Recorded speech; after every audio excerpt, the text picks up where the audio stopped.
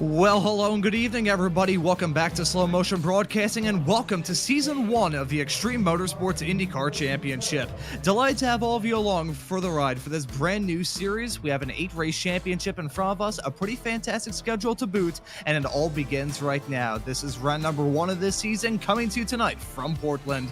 My name is Ron Maunz. Alongside me in the commentary booth is Adam Thomsen. Joshua Wilkie is our producer for tonight's broadcast. To kick off this brand new series, we head to the Rose City. Nestled in a park that was the site of former military housing during the Second World War, Portland International Raceway has been the host of racing events in some form or another since 1961, including the INDYCAR Grand Prix of Portland from 1984 to 2007, and yet again since 2018 with the exception of 2020. Adam, this track is a true gem, and an oddball as well. There's really nothing like Portland in the racing world. This track is truly one of a kind and an awesome way to get this season underway.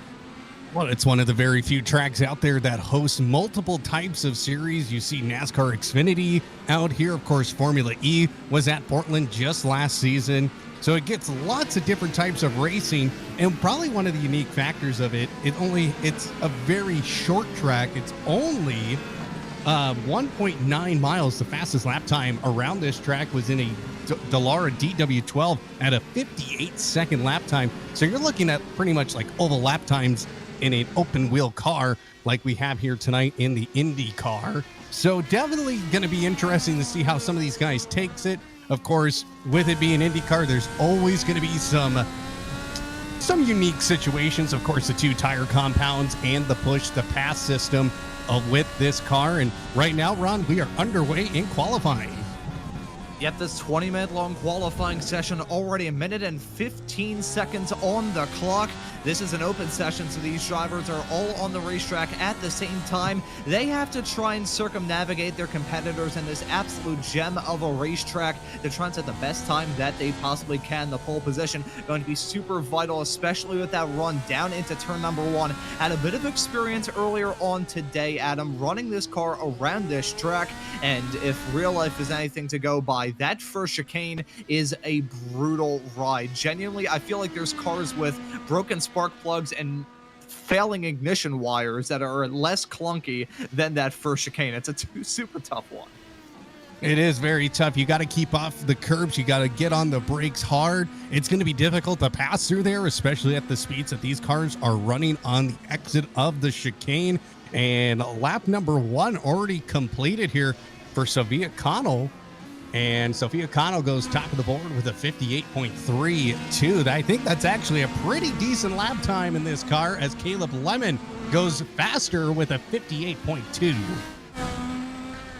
Yeah, that's a pretty good lap time from the driver of the number 42 car, but as you can see, more drivers saying some times on the board. Joshua Chinsky stepping up to 4th as it stands at the present moment. Still waiting for a lot of other competitors to set some times in this session, so a long way left to go around here. As you said, Adam, a very short track. Carlos Munoz holding that lap record in this exact same race car, albeit without the aero screen before that was introduced in 2020.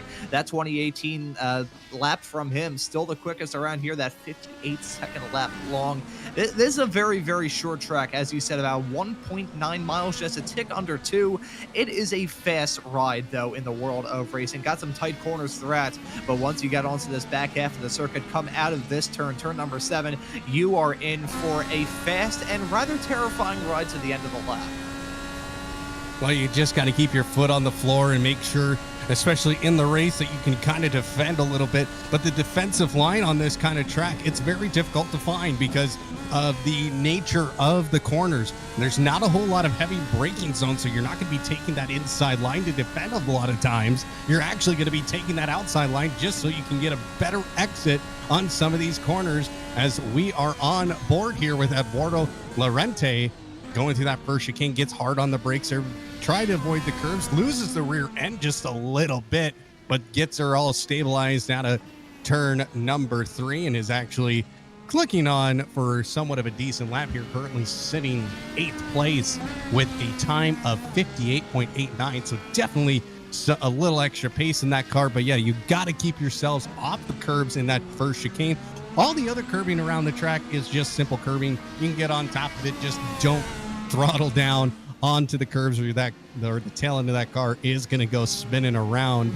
And you can just see, like right now, as we are watching Jarek Coe doing a pretty decent job here through this track, keeping it just nice and easy. But you got to also bring these tires up to temperature, but you only can get one really good fast run on the alternate tire.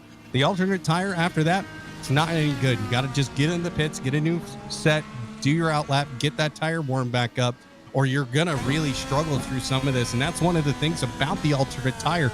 It's got one good lap with that good energy. After that, it then degrades off, very, very difficult to drive off, especially on the front end of these cars. These cars don't have power steering, as some people are probably watching coming from the Formula One world, or the just general European Formula cars. And oh no, Coe just goes around, hit that curb on the inside there, Ron. And like I was mentioning, can't hit it, or that rear end is definitely not going to be happy. And that's a big one in this qualifying session, upside down, tumbling his way. That was coming out of turn number 7. 2 cars coming to blows. That was Jake Vasconcelos, my apologies, the driver of the number 10 car. I was so frazzled with that car popping up.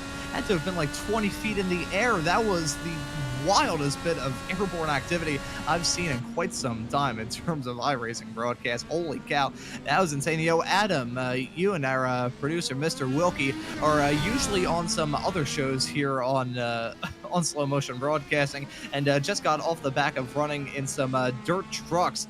I can imagine in that series you guys didn't even get that amount of airtime, well, with the exception of the jumping action I saw at Atlanta, which if you want to see that, you can catch that on YouTube Short here on Slow Motion Broadcasting. But I remember seeing that jump, but that wasn't what had there on the racetrack. Very hard to see some aerial acrobatics to that degree on iRacing, so an unfortunate moment for those two coming out of 7. Well, these things are just like airplanes. Any sort of disruption, especially if you go over the top with the front end, these cars are going to take off. They're basically just airplanes with a smaller engine on the back of these cars. And one thing I want to mention here, Ron, Caleb Lemon, 58 flat on qualifying. That is going to be a very, very tough time to beat around here, because he must have hit every apex absolutely perfect to get that amount of time. Will we see that time go under 57, or go under 58, I should say? And that is a very good point that you raised. We'll say this qualifying session is rather close. Caleb Lehman in that number 42 car still holding on to that provisional pole. Sophia Connell set to join Lehman on the front rows that stands at the present moment. But looking through, you got Joshua Chinsky slotted in 3rd. Bailey Pietraszki, who is a very fast driver in the world of extreme motorsports events, currently slotted in 4th in the 115 car. This is that driver who we saw with those massive aerial acrobatics. This is Jake Vasconcelos in that number 10 machine, heading his way through the 9 and 10 chicane. That section is super, super tough. You brought up a good point earlier on, Adam, talking about the tires on these race cars. The best way I could compare it is, it's like bringing in a stray cat. You really need to treat that cat with a little bit of care and love to get some good times out of it. As look at that time, speaking of good time, from Vasconcelos, jumping up below that 58-second barrier of 57, my apologies, 57.976. Holy cow. Quick time for Jake Vasconcelos, excuse me. Oh, that's going to be one I'm going to have to focus on a little bit. But here we go. Joshua Chinsky, Dave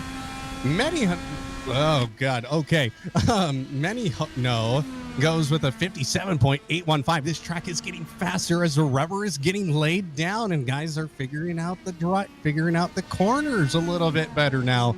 So we might see a 57.7 here in qualifying.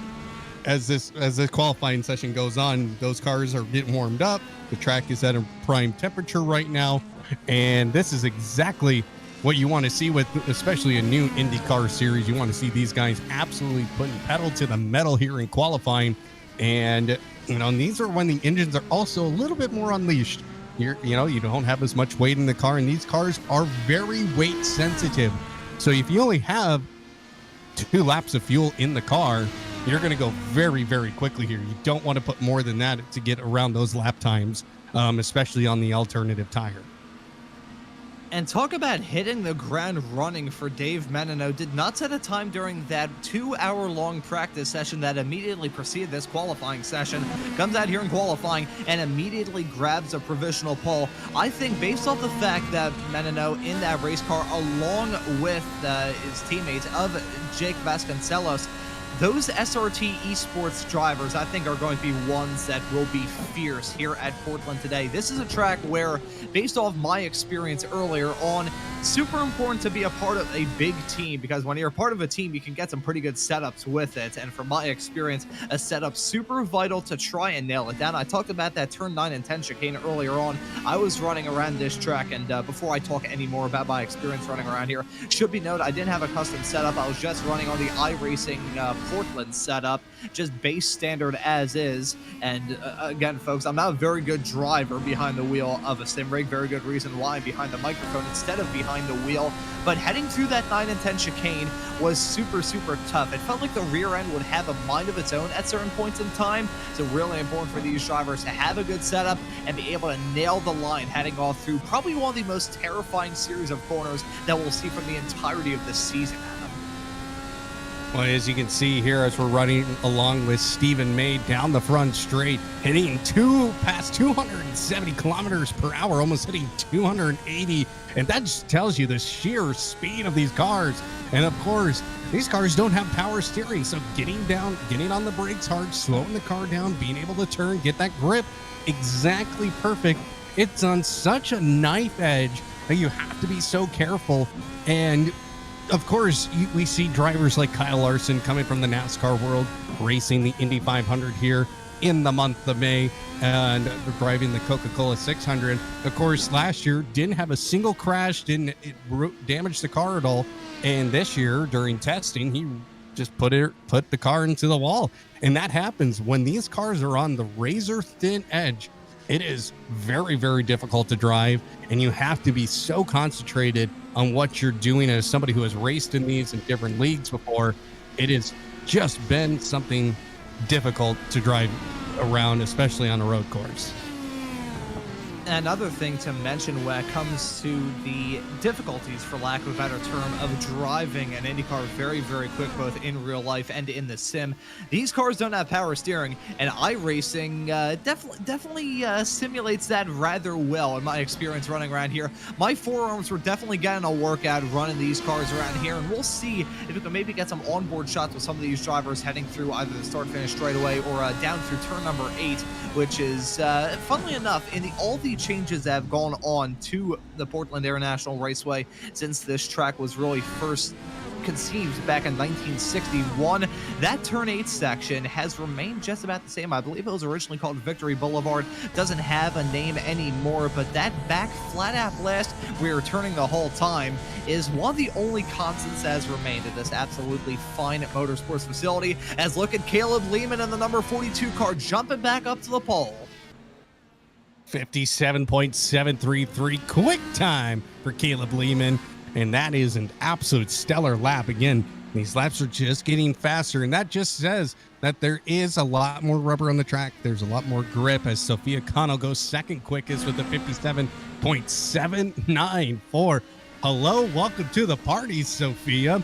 You are in contention here for provisional pole, but time is running out here as we have less than 7 minutes to go, and this is now go time for a lot of these guys. Again, they are quick laps, but you got to get that out lap in, got to get those tires worked in, and get them heated up, and then of course you got to do the lap. And if you make one mistake, that can mean getting provisional pole or not at this point. And I'm curious to see what our third place runner, Dave Menino, who was sent on a 57.8, was the first one in the 57.8 range. If he has anything left here and try and get provisional pole. This has been a great qualifying shootout as we're riding on board with the number 3 car as he comes across the start finish line. And no, this was his out lap, I think. Here we go. We are underway as he will get into turn 1, gets heavy on the brakes, has to go through the chicane, gets that car out of shape. Oh, he did. He does get it. 57.711. He got it there. Wow. He had the fastest third sector or I should say fourth sector. iRacing breaks these down into 4 different sections on the racetrack and gets it done by just 0.02 of a second. And now for Caleb Lehman, he's also going to have to put down the throttle here. He is on a lap here down in sector 1. As you can see there on the bottom of the screen, you can see what kind of sector times and if they're better or worse than their previous or their personal best. And now still down in section 2. And this is where for Caleb Lehman, he's got to really put down the pressure here because he's got to find 0.02 of a second, which may not sound a lot, but in an IndyCar, it's everything. So Caleb Lehman gets through that third sector now, coming down the front straight, is currently still down. Will cross the line here and does not improve. 58.469 that last lap time. We still got a lot of people on outlaps here. I think anybody in that top 5 group, Ron, has a chance at provisional pole, but the 57.711, we're so close to going under 0.7 of a second. Yeah, that was a barn burner of a lap from Dave Menino. So let's see if Caleb Lehman or Sophia Cano, who are seeing heading her way through turns number 9 and 10 into the final turns of 11 and 12, that decreasing radius, got the two confused there, coming onto that start-finish straightaway. Let's see if the 11 has anything to say about those front two on that front row at the present moment. Caleb Lehman was your fastest driver in that practice session that preceded this, and currently second in this qualifying session with a tick under 4 minutes left to go. That number 42 car is going to be quick. We're gonna have to talk about Lehman throughout this event. I am sure the 60-minute long race that we have coming up not going to be decided through the qualifying order. So as much as you'll definitely want to grab the pole, P2 is still going to be a pretty good starting spot to be in at the very beginning of this race that we have coming up. Sophia Connell, though, out there on the racetrack right now. Currently, I'm not sure what sort of lap times that Sophia's tracking at the present moment. Currently slotted in third at a 57.794. Full commitment through 9 and 10. Those red tires on the side of that race car, the sticky tires, not going to help her out at all coming out of the final corner, and she's got to bail out on that lap time and tow back to pit lane. It was looking good, but that mistake coming out of it, that small little section between turns number 10 and then when you have to finally dip on the brakes heading into 11 and 12, the final corner around this racetrack, it's practically nothing. You hit that curb a little bit sourly while you're on the brakes, and you're going to be in for a world of trouble. So these drivers running on that ragged edge of control in this qualifying session as Vasconcelos comes across the line. Now it is not an improvement, about 0.2 of a second slower. We were definitely in crunch time in this session. This track is hot and sticky at the present moment. iRacing currently marking the track temperature as 85 degrees. That's a bit of a scorcher here, Adam, but it's just in that window where these drivers can set some brilliant lap times. Well, you might see some slipping on the rear end, especially if you go into a corner too fast. So everybody's got to be just a little bit tiptoey on these last runs here, especially if you are in that top 3, because now you have to beat a 57.711. Caleb Lehman was almost there, just a little bit down on the time. And actually, that's something that's been a noticeable trend. If you're actually watching the bottom of your screen, you can see where those sector times are at, and everybody currently, there's Bailey Piotrowski currently got a personal best in sector 2. Everybody else currently down on their personal best times, which says maybe the track's getting a little bit more slimy, a little bit more slippery around some of the corners, which makes it really, really difficult to find those just extra hundredths of a second here, as Caleb Lehman is on his out lap, and he's going to begin his final lap here in qualifying. You're talking about the drivers not setting good times. Menino just improved to a 57.696, so that's going to be the 3-car doubling down on that pole time. Dave Menino has come here with some thunder in that number 3 machine. Currently holding on to that provisional pole with only a minute left to go in this session. Now, reminder to anyone who doesn't really know how these open sessions work here on iRacing, here's how it goes. If you start your final lap at 19 minutes and 59 seconds into this 20-minute long session, you can still complete that lap. As long as you cross that start-finish line before the checkered, you still have one more lap to get it done. If you take that checkered flag, obviously not going to be done. Game, set, match. Your session is over. You cannot improve on your best lap time. So these drivers may be timing that right towards the end. I don't believe Menino will cross the line with enough time. If so, it will be rather borderline, as here is Caleb Lehman down in pit lane along with Sophia Connell and Stephen Hudeck in the number 44 car. So it looks like the only driver out there on the racetrack who is close towards the top is this man, Jake Vasconcellos. Let's see how he goes down that start-finish line. Let's see, is it an improvement? It is not. Remaining at that time you said earlier on, saying a 58.945,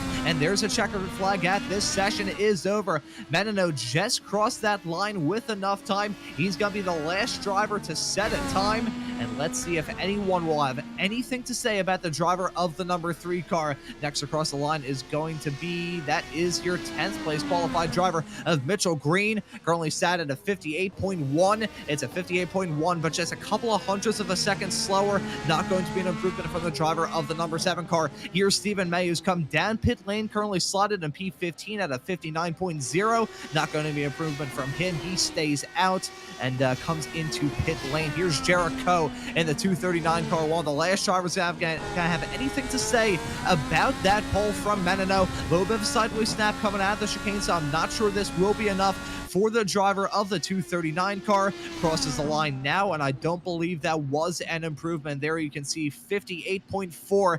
Menino's on a quick lap, set a quick sector 1 time, but I'm not sure he will remain out there on the racetrack to try and improve. So that is going to be Dave Menino grabbing the first pole position of this season here for the XMS IndyCar Championship. It has been a brilliant qualifying session. We've got 60 lap long race in front of us, and we'll be right back to get you set up for the first race of this brand new series after these messages.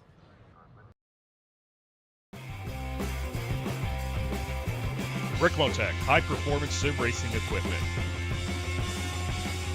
Whether you're just looking to have fun, train for race day, or become a serious esports competitor, Ricmotech has you covered. Hundreds of name brand parts. Support from experts that love sim racing. Trusted by the pros. There's only one place to go, Ricmotech.com.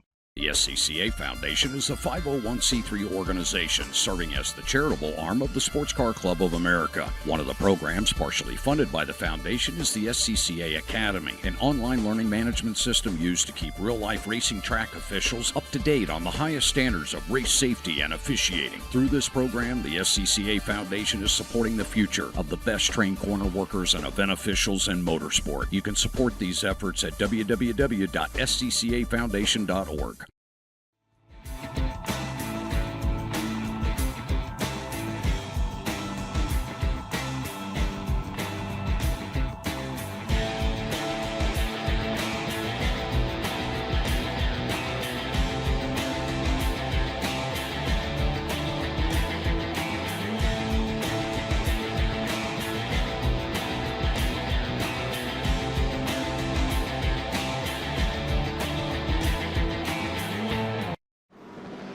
The search is over.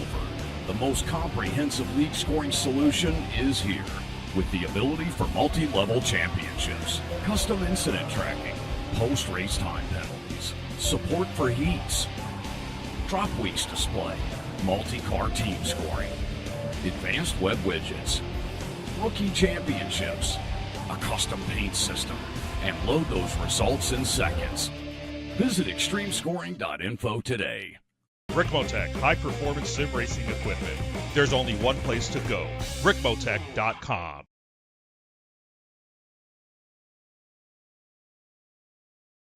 And welcome back, everybody, to round number one for season number one of the XMS INDYCAR Championship. Dave Menino, your pole sitter. Adam, having you talk us through this pole lap.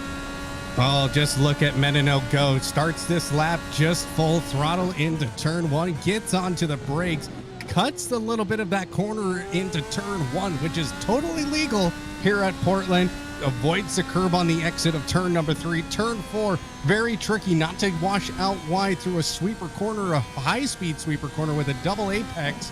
Gets through that just perfectly. You can see just getting the car a little bit slowed down through turn five. And now this is where it gets interesting. Got to keep this car under control throughout this section of the track, and then you can just step on it, put the pedal to the metal all the way down to turn number 10. This is technically turn 9 here into turn number 10. Gotta get not even a touch of the gears, and then you shift on down to second all the way through the final corner, gets back on the loud pedal, comes across the line, and a 57.7 lap time around Portland International Raceway. What a lap though he had there, and we're hoping we could talk with him, and unfortunately he has left us, so we'll get a word from him later. But Ron, that's an impressive lap time, especially around a circuit like this that requires pretty much every aspect that an IndyCar driver is going to go through on an Indy road course. Got to go through a chicane with heavy braking, got to go through some bumps and bruises, got to avoid some curbs, and of course a long sweeper with a double apex, which is always really fun because you never know what you're going to see, especially when you get behind somebody when we get into the race here. Yeah, and you can see on that lap as well, the mastery of hitting the curbs around here. We talked about that a little bit in that qualifying session earlier on. Super important to try and kiss those curbs as lightly as you can, but also hit them with enough vigor to get a really good lap time. But for this race that we have coming up, you need to do lap like that, lap after lap after lap after lap. Do that 60 times, and you'll probably find your way into victory lane at the end of this opening race of the season. As I just mentioned, 60 laps lie in front of these drivers. Talking a little bit about some of the technicalities of this race coming up, we do have to worry about pit stops. These drivers are mandated to swap their tire compounds. The pit entry and exit's also a little bit tough around here as well. And in terms of other reasons why these drivers may come down pit lane, penalties wise, 13 incident points is the limit, and then you'll pick up a drive-through penalty, and then you'll get one every 5x after that. So that is going to be a nice little talking point, at least from our perspective in the commentary booth. For these drivers, they're going to look to try and avoid that talking point with a 10-foot pole as this warm-up session officially being drawn to a conclusion. These drivers getting one more taste of some on-track action before we get the first race of this season underway. And to talk about this race, let's get it started by taking a look at the starting grid for the first ever event of this XMS IndyCar Championship. It'll be Dave Menino starting this race from the pole in the number 3 car, setting that 57.696 to grab it. Caleb Lehman, who is your fastest driver in the practice session earlier on, is slotted in P2. We have Sophia Connell starting this race in third. The Canadian of Stephen Hudek starting this race in P4. Jake Vasconcelos will start this race in 5th. Next to Bailey Piotrowski in the number 115 car in 6th. Josh Chinsky will start in 7th alongside Leo Dragata in P8. Jarek Coe will start in 9th with Mitchell Green rounding out our top 10. Starting 11th, the 88 of Taj Edwardson. On in the 12th spot, the 91 of Eduardo Lorente. Neil Weston in the number 6, starting in 13. Charles Hoza in the 14th position. 15th, the 55 of Stephen May, and Wyatt Franklin in the 16th spot. And in our final 2 rows here, we have Adam Ballard in the number 29 and the 113 of Jake Mackey. And now looking through these drivers as they start this formation lap, only about 1.9 miles before they get this season underway. We have an awesome schedule of races to look forward to here from the XMS INDYCAR Series. Portland, of course, the host of tonight's race in 1 week's time, will be kicking off the month of May, as if the month of May literally didn't just start today, with the Indianapolis Road Course, followed 1 week later by a 100-lap race at the Indianapolis Oval. That is going to be a fun week of of racing action to be sure. Long Beach will be the host of the fourth round of this championship. They'll be heading to another classic American road course in the form of Barber Motorsports Park to round off the month of May. And then for 3 more races, we've got Auto Club Speedway, the Daytona International Speedway Road Course, and then Gateway at the end of this season on June the 18th. You'll be able to catch all of the action here exclusively on Slow Motion Broadcasting. And while you're tuning into this broadcast, if you just so happen to enjoy it, how about you hit that subscribe button and the notification bell so you never miss out on any of the racing action. But Adam, about to get this season underway in a matter of moments time, what is your main thing that we think we should keep in mind heading into this race? Well, it's going to be the tire strategy. We're seeing some guys starting with the alternate tire, which is the prime strategy around here. Then some are our pole sitters, particularly our second place sitter, is starting on the primary tire. So definitely some interesting strategies going on here. That alternate tire, definitely not going to make it to the end of the race if you're starting on the primary tire. Also, 200 seconds of push to pass, and that is something also you've got to utilize quite well. You just don't want to waste it in the early stages of this race. You want to use it methodically, because once it's out, it is gone, and that extra horsepower and that extra boost you get from that, you won't be able to use it for the remainder of the race. But if I am these drivers right now, I'm not concerned with that. I'm just concerned, when am I pitting? Am I going to pit on lap 25 or am I going to pit on lap 30? And if you can't tire preserve on these alternate tires, you are going to be in for one hard, difficult race. It's going to be challenging. It's going to be fun, though, to get this brand new series underway. Delighted all of you can join us here on Slow Motion Broadcasting as a green flag comes out and the drivers are on their way down into turn number 1. Dream start from our pole sitter in that number 3 car, going to lead them off down into the first chicane for the first time. Want to avoid those curbs. Don't touch them with a 10-foot pole too hard on cold tires. At the very start of this race, has a huge sideways snap. Coming out of turn number 3, that I believe was one of the SRT esports cars, may have been Josh Chinsky. He's run into some difficulties. He, I believe, may be out of it. He's had to go back to pit lane, I believe, Chinsky, with a terrible start in the 18 car. Yeah, Josh Chinsky just getting sideways. He did not go back to the pits. It looks like he is still out there, but he is way far back here. He does have a little bit of time to catch up with the pack here, but losing 10 spots on the opening lap in an IndyCar race, it's going to be very, very difficult. So now you got to just play that strategy game and try and make up as many positions as you can. And as we're taking a look back at our leader here, Dave Menino, he is going to complete lap number 1 here completely by a 1.1 second gap over the field here. Caleb Lehman currently just sitting there just on that primary tire, and that primary tire has at least almost a second of a difference in just lap time in the early stages between the alternative tire on the start. So now we can see Sophia Connell has not, pretty much the top 4 has not made up any ground, but Leonardo DeGrotto currently in 6th has made up 2 spots behind him as well. Mitchell Green has made up 3 spots. Neil Weston 4 spots along with Charles Jose. And that is actually exactly what you want to see. You want to see guys going up the field. You want to see comers and goers in IndyCar racing, because that's how you get these beautiful strategies to work, and why you don't see a lot of pole sitters win the race at the end of the day. Yeah, you could see these drivers start to dabble in using that push to pass a little bit. One driver's been a bit heavy-handed with it up to this point. Is this man, Neil Weston, in the number 6 car. Already down a lot, as that's Taj Edwards with a terrible run. Heading onto that start-finish straightaway. Something has gone on with the driver of the number 88 car. He's slow. You can see still on 200 seconds of push to pass, so no harm, no foul done there. Must have had some sort of sideways snap heading through the chicane. He's dropped down like a rock over the past couple of moments. There's got to be some damage on that race car, too. He's slow yet again coming out of the chicane, now dropping down to P16. Last of the drivers still out there on the racetrack. Jarek Coe in the 239 car has run into some difficulties. He's towed back to pit lane, as we also had a driver not take the start, as that's Taj Edwards. Then got a fantastic angle of that. Just looked like a simple off-track excursion. I wonder if there was some sort of damage picked up in all of that. Still losing time of about a second and a half between himself and Adam Ballard running in P15. Something's going on with that 88 car of Taj Edwards. It is driving rather sour. It is, and if we could actually go on board with him real quick, I want to see if we can hear if maybe if that throttle is potentially not going all the way down, just because he, it didn't look like he hit anything, didn't look like any damage on Taj Edwards' car, from what I could tell, but.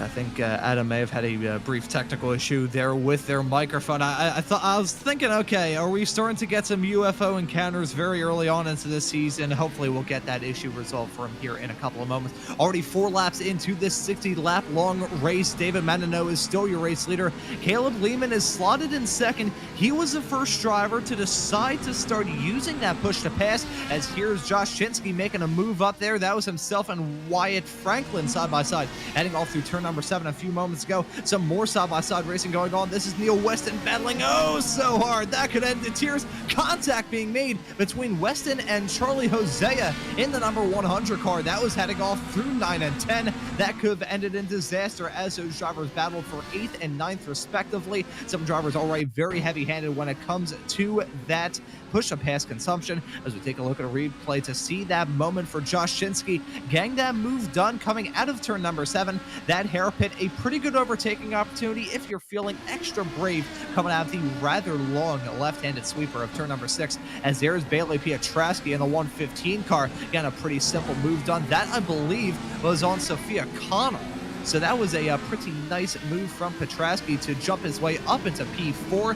Dave Menino, as I said a few moments ago, is your race leader. And the point I was going to raise before we took a look at those replays, Charlie Hosea already burning through that push of pass. He's back on the bun yet again, dipping below 160 seconds. 157 is now where we stand to the present moment. We aren't even, well, we're now officially a 10th of the way into this 60-lap long race, and Charlie Hosea has nearly burned that'd be a quarter of his push to pass already. That would be a rather sour foot to step off on at the very start of this race. 150 seconds left to go, but still burning through that much push to pass. Not going to be ideal, as I think, Adam, have you returned with a microphone that doesn't sound like encounters of a third kind? Well, let's try it out. I think it is. I apologize for that. So, yeah, quite all right. Happens to the best of us. I remember one time my microphone sounded so bad it sounded like I was a robot. So happens to the best of us. Whoa. Wow. Sophia Connell just having to avoid a little bit of contact with Leonardo DeGrotto there. And that is the battle for the 5th spot, trying to get into the top 5. And you can see some people have already used that push to pass. Stephen Huddick already using a lot of his push to pass early here. And Leonardo DeGrotto, he's getting on that push to pass early here, trying to make the move side by side as they go down into turn 1. DeGrotto has a nose out in front and gets the full car in front of Sophia Connell. Connell just going backwards here, down 3 spot. 7 here on lap number 7. And Sophia Connell in that number 11 Taylor Mills racing car in a real peck of trouble as it stands at the present moment. But credit where credit is due to her in that number 11 machine. One of the only drivers in this race yet to touch that push-to-pass button. Right as I was bringing you back into this broadcast, Adam, I was mentioning how Charlie Hosea in the number 100 car has already burned through a lot of that, as there's Stephen Hudek getting a move done on Caleb Lehman to jump his way up into second. That right there is the advantage of having those alternate tires. That 44 driver has been dancing around this racetrack, has been rather good on those tires up to this point, but as we approach 10 laps completed into this race, we may start to see Hudek struggle as we take a look at a replay to see that move. Certainly assisted with the push to pass, as I saw on the dash. Yeah, good push to pass use there for Huddick, and of course getting that move done. That is a great place to make a move because it's very difficult for that car on the outside to hang on. You basically just have to give up the spot because of the high speed nature, and if you're on that outside line, you're going to be on that inside and you're going to wash out wide. So good move there by Huddick. Very smart strategy. And as we continue to see this race develop, Dave Menino has pulled out a bit of a gap as it stands at the present moment, about 3.7, teetering around that 3.5 to a high 3-second threshold. Menino still very quick, and he's feeling comfortable at the present moment. Has only burned 4 seconds to push the pass. I think he just did that to try and give his motor a bit of a wake up. Outside of that, it's been smooth sailing from Menino up to this point. Last time by saying a 59.6, which wasn't very quick compared to Hudek. I wonder if we're going to see some racing between those two in the not too far off future, as here's Mitchell Green trying to get a move done. That is heading down into turn at number 1, 2, and 3. That's a move on Sophia Connell. I think Connell's had some sort of off-track excursion. We saw her not terribly long ago lose out on a spot to Bailey Piotrowski in the 115 car to drop down outside of the top 4, but now she's barely hanging on to a spot in the top 6. That's just some struggles there, but again, has not used any push to pass. Actually, I wouldn't be surprised if they are playing the long game here with that. Want to get on the alternate tire to start using that push to pass, because you're just going to be absolutely quick with that alternative tire, and of course using that push to pass, you are going to be lightning quick around Portland International Raceway, as we are on board here with Joshua Chinsky, who's used some of his push to pass a little bit here, but not getting any closer to the car in front of him of Jake Vasconcelos, as he is currently, now he's back on it. You can see the speed difference here, but in the draft, it's very difficult to get around somebody because that draft is providing something of a window. Ooh. Basically just a blocker, makes the move, sends it down turn 1, gets the move done, and there we go. Joshua Chinsky into the top 10. I think there may have been some contact between Chinsky and Weston heading down through that first chicane. I think I saw a bit of a clunk. You could see this move from Chinsky on his teammate hang down into the corner, pulls alongside, and with a shallow line, bit of net code involved in that. The contact was made nonetheless. Weston getting spooked a little bit, and Chinsky's had a moment. That's heading through the mid-sector of the racetrack, coming out of turn number 6. Chinsky in the 18 car going for a spin. Oh, no. After doing all that work to get into the top 10, and now you are down to 15th. That is an absolute heartbreaker for Chinsky as we take a look at the replay to see what exactly happened here. Yep, just was too hard on the throttle and the turn in, loses the rear end and just goes right into the grass, and nothing you can do about that situation. Just got to make sure you put it in the back of your mind, say, okay, make sure you don't do that again. But again, he is on the alternate, or no, he is on the primary tire. So very surprising, because right about now, you're actually going to notice the fall off of the alternative tire. The alternate tire is very sensitive at this point. It is going to degrade. It is going to get more difficult to drive, especially when the grip levels get low. But Dave Menino is just driving lights out here, but you can see he has dropped a little bit of time here, as that gap was at about 3.2 seconds, and it's now just a 1/10 of a second here. He is driving the wheels off of this thing, but I would not be surprised if those primary runners are going to start closing the gaps a little bit here in the next couple of laps. And we're also starting to see an evolution of this racetrack as well. Driving into the sunset here at Portland International Raceway for round number 1 of the Xtreme Motorsports INDYCAR Series. Right now, track temperature is set at 81 degrees Fahrenheit, so that's rather warm, but not as hot as it was in qualifying, and currently set to be about 450 in sim time. So a little bit into the early evening, this track slowly but surely going to cool off, and the real question is, Adam, is that going to be something that plays into the benefit of these drivers, or is it just going to be something that keeps them on their toes when it comes to those oh so important strategy calls and what tires to set yourself up on throughout this race? Well, if you're on the alternative tire at the end, who is that going for a ride? Stephen May just gets a little bit loosey-goosey and goes into the grass, and he loses a lot of spots. Let's see if there is any contact involved. Nope.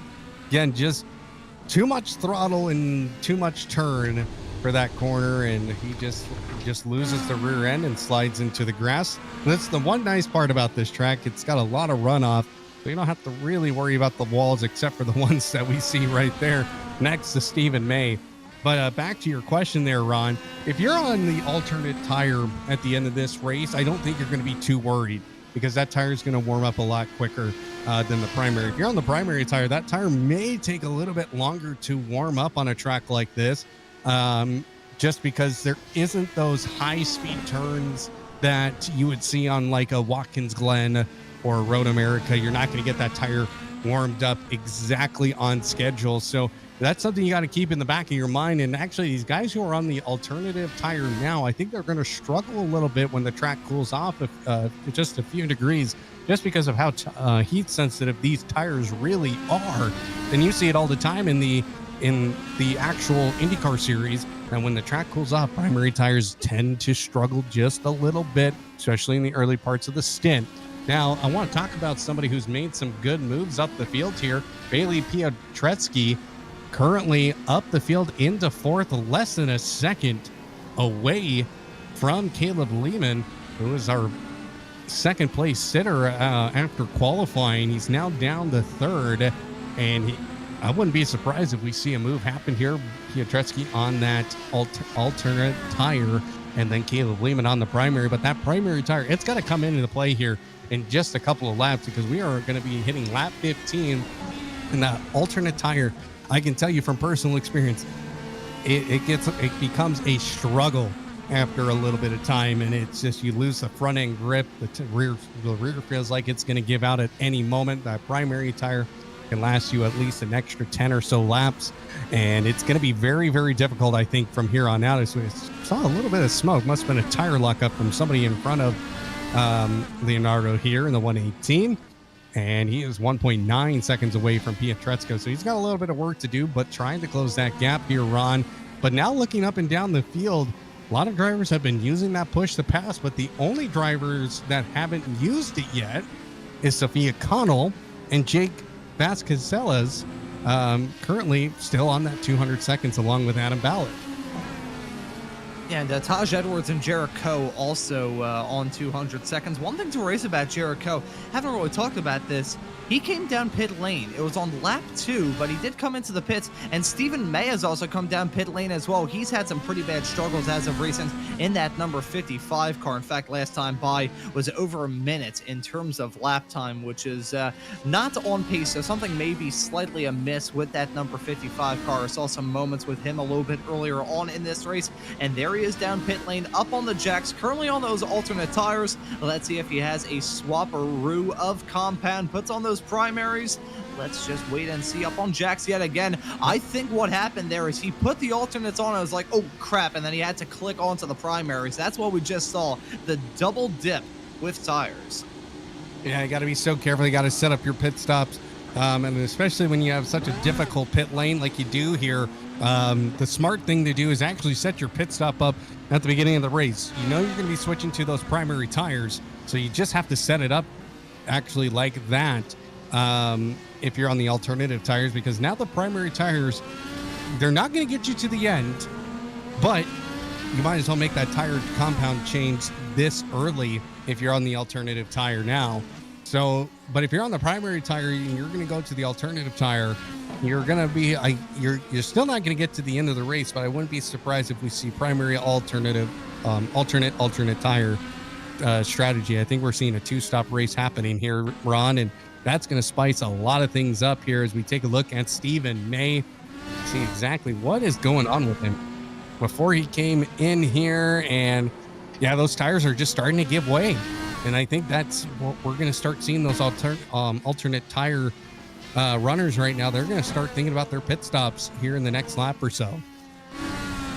And one thing to raise, talking about driving these Indy cars at the top of your game here on iRacing, this is a car where you have to be really, really confident in running around this track, hitting every single apex, attacking some of these corners, especially that chicane of turns 9 and 10, with a bit of speed, with a bit of aggression. If you don't have that confidence to be able to push this car, you're going to find yourself in a spot where you are making those mistakes. This is a car where if you're unconfident, the car will know that, and it will put you on your butt quicker than the blink of an eye. These drivers up at the front of the field, though, they're rather confident in their chances. I will say, as we're riding on board with them, this is the number 10 car. car of Jake Vasconcelos. He is potentially putting the fear of God into the 100 of Charles Hosea. He's burnt up a whole lot of push to pass as of recent, now to only 105 seconds left for the entirety of this race. Remember, these drivers start off at 200 seconds flat, so to burn up 95 seconds in the first portion of this race, Hosea definitely feeling the burn as he has a slight lockup heading through 6. Well, you can see he's on that red alternate tire, as Vasconcelos right now is on the primary tire, so he is going to have a little bit more speed now as we are approaching the end of the stint of the alternative runners. And of course, using that push to pass right now, it's a smart move, especially if you can make the pass happen, but don't waste it all on one guy here just for 8th place. You want to maybe wait for the pit stops and maybe run an undercut situation here. And Vasconcelos, he hasn't used any push to pass. He's still on that 202nd, and he is keeping up with the 100 of Charles Jose, or excuse me, I did not say his name right, but he is keeping up Hosea. But he's only 3/10 away here, Ron, and I wouldn't be surprised if we see a pass happen prior to the pit stop. Yeah, we may see a swapperoo between these two drivers. The 100 still running in front of the 10, but I feel like it's only a matter of time before Vasconcelos makes that move to jump his way up into P8. Hosea still burning more of that push to pass as Jericho has come back down pit lane for the second time in this race. Came in with the alternate tires mounted onto that race car, and let's see if there will be a swapperoo for Jericho. Yes, there will be, onto those primary black sidewall tires.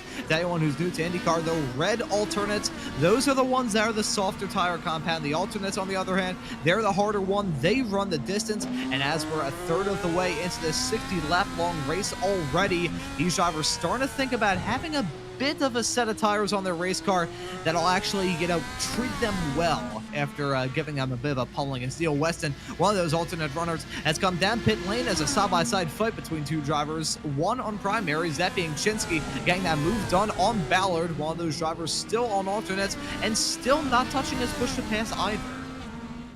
Yeah, Chinsky being smart here. Of course, getting into the top 10 and then spinning a couple of corners later, going down to 15th. He's working his way back forward here, and he's actually very close to Wyatt Franklin. And Neil Weston coming out of the pits with those primary tires as well. And yeah, a lot of these alternate race drivers right now, they're going to be back on the primaries, which are going to take a couple of laps to warm up. And they don't have quite the grip level as the alternate tires actually have at the beginning stages of the stint. And as we have this graphic up, you can see Neil Weston in the 6 and Jericho in the 239, spending the exact same time down pit lane. As look at this, it's a hornet's nest for Leo Dragata to try and deal with a bit of traffic heading all through the mid-sector of this lap.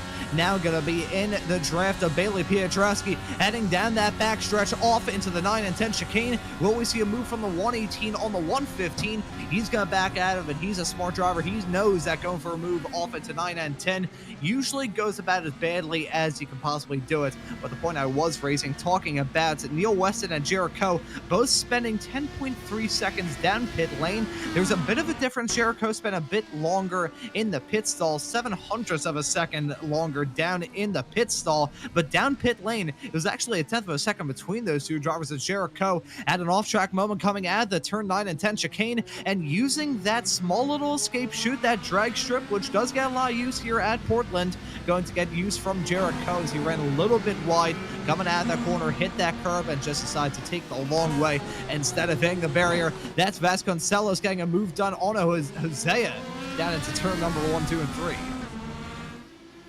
You can just see everybody's getting a little bit antsy as we look at that replay again of Vasconcelos getting by. And wow, what a move there, late on the brakes.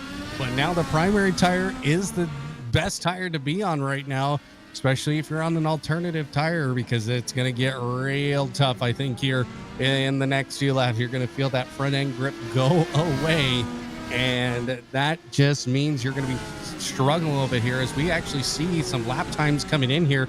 Dave Medino is down 1:02. I don't know if that's because of lap traffic or what he's ran into, but that is 4 seconds off of normal pace running here. And for Medino, leading this race, and Hudek is actually right there, half a second away for the race lead. Yeah, Steven Hudek in that number 34 car, right within striking distance. 0.7 of a second is now the gap between those two competitors.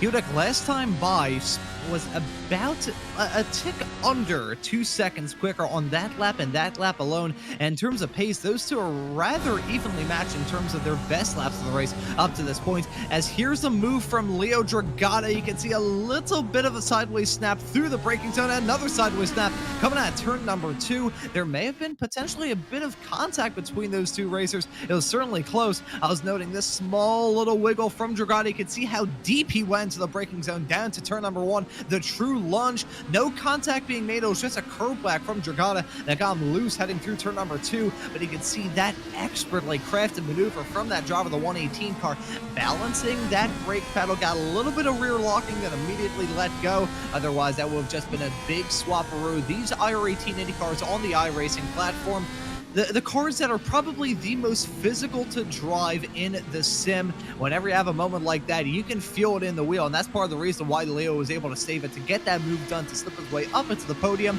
and not just spin, hang down to the first chicane. Well, now, and Sophia Connell getting around Mitchell Green there for the second spot, but give it up for Leonardo there. He is up 5 spots as Mitchell Green just goes for a wild ride, gets it back on track without any real trouble or contact. That is good for him. So, but Leonardo there in the 118 up 5 spots, the hard charger so far into the top 5, almost and is on the podium here, Ron. And I think that's somebody we got to keep our eyes on. He's only 4.5 seconds away. But can we go to our lead battle here, as that is starting to spice up here? 2 alternate runners half a second away from each other here, Ron. And we got a battle for the race lead here with David Menino out in front. And Steven Hudek, the chasing driver in this number 44 car, we've right on board with him down into the 9 and 10 chicane. You could just see that Hudek in that race car has been able to manage his tires a little bit quicker than Menino in front. He had that commitment heading down into that 9 and 10 chicane. He's able to take another small little bite out of that gap to himself and Menino. You can see he's had to turn up the wick in that 3 car a couple of laps ago, as Hudek having a bad curve back through turn number 1. You got that barrier on the inside, but between that and the regular racing surface, you got that jagged shark tooth curb. Seeing a lot of drivers take full liberties with that, and unfortunately for Hudek, lose him a little bit of time. One thing that may change up this battle, though, Adam, is the fact that these drivers are going to be eyeballing pit stops in the not too far off future. Charlie Hosea, speaking of drivers coming down pit lane, he just pulled in from a top 10 spot, but these two, they're still on the alternates that they started this race on, and they need to come in. It is a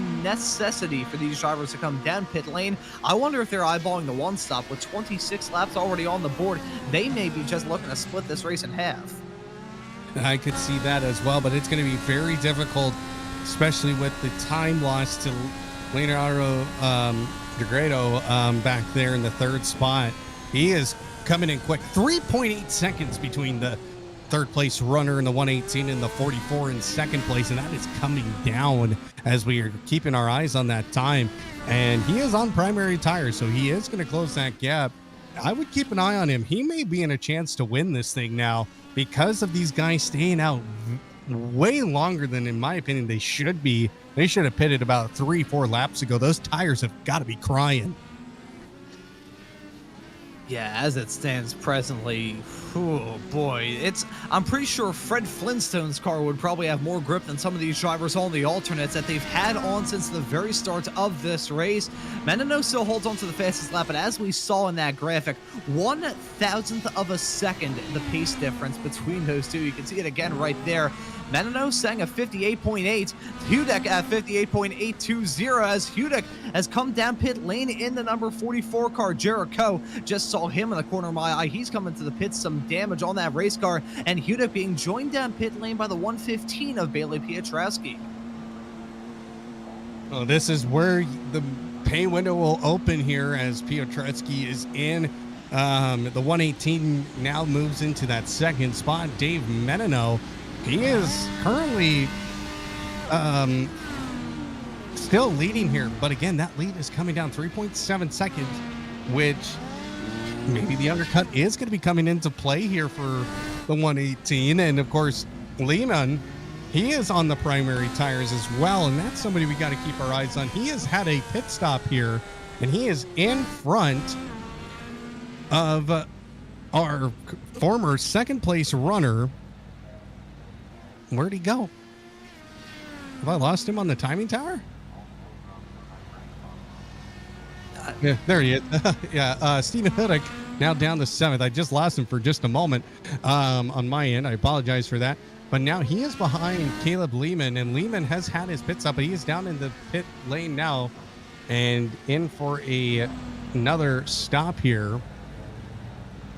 And there we go.